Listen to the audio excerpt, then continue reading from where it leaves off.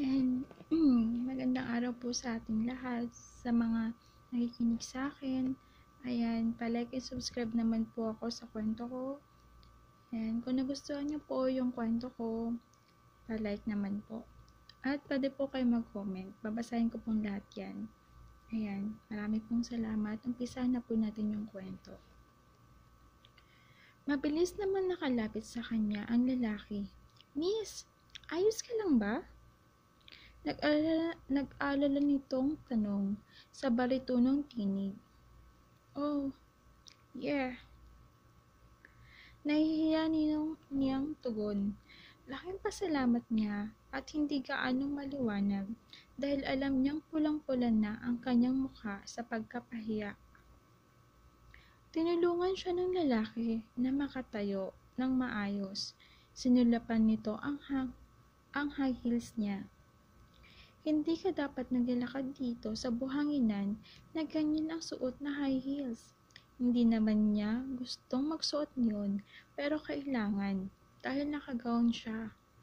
Gusto mo bang kumain? May ilang sandwich pa ako rito, alok ng lalaki.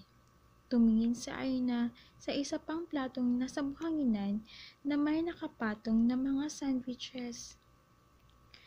Animo, tori iyon sa taas. Sige na, dugtong ng lalaki. Kumain ka lang ng kumain, kaysa maglakad-lakad ng mag-isa. Sayang ang libreng pagkain sa party na ito. Gustong tumanggi ni Aina pero natagpuan na lang niya ang sarili na tumatango. Mabuti pa nga siguro ay manatili siya roon at makapag-usap sa isang hero kaysa maglakad-lakad ng mag-isa. Bago naupo sa buhanginan, ay hinubad muna niya ang high heels. Ngumiti ang lalaki at tinabutan siya ng isang sandwich. Hindi ka ba nag-e-enjoy sa loob? Kaya mag-isa kang naglalakad-lakad dito? Bumuntong hininga si Aina at pinagmasdan ang dalampasigan na nasa harap. Naririnig niya ang mabining alon ng dagat na kasabay ng kantang Somewhere in My Past na nagmumula sa di kalayo ang function hall. Hindi naman sa ganoon, hindi lang talaga ako sanay na makihalubilo sa maraming tao.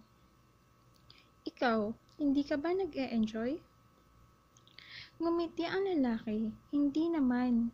Talaga pag-e-enjoy ang dahilan kaya ako narito.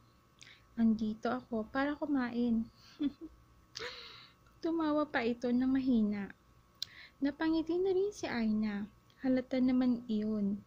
Mukhang hindi ka nakakain ng ilang linggo ah. Biro niya. Hindi niya alam kung bakit niya nagagawang makipag-usap ng ganito sa isang hero. Tila naging madali ang maging komportable dito. Ganoon na nga. Natatawa pa rin itong tugon. Kailangan kong kumain ng marami para maibalik ang lakas ko. Marami pa akong kailangang asikasuhin. Tumango siya. Siguro ay napakahirap talaga ng trabaho nito. Ilang sandaling katahimikan ang namagitan sa kanila bago muling nagsalita ang lalaki. Ako nga pala si Winston. Sandali itong bumuntong hininga bago ngumiti. Tumingin sa dagat na nasa harap. Winston Sandoval. Kumunot ang noo ni Aina dahil tila nag-aalangan pa ang lalaki na sabihin ang buong pangalan. Hindi na lamang niya pinag-ukulan ng pansin iyon. I'm Aina. Aina de la Cruz. Tumingin sa kanya si Winston. Aina, sambit nito. Humugot muna ng malalim na hininga bago ngumiti. It's nice to meet you. Ayan. Dito ko muna, tapusin yung kwento. Bali, pagpatuloy po natin bukas. Ayan, marami pong salamat sa mga nakikinig. Thank you po and God bless.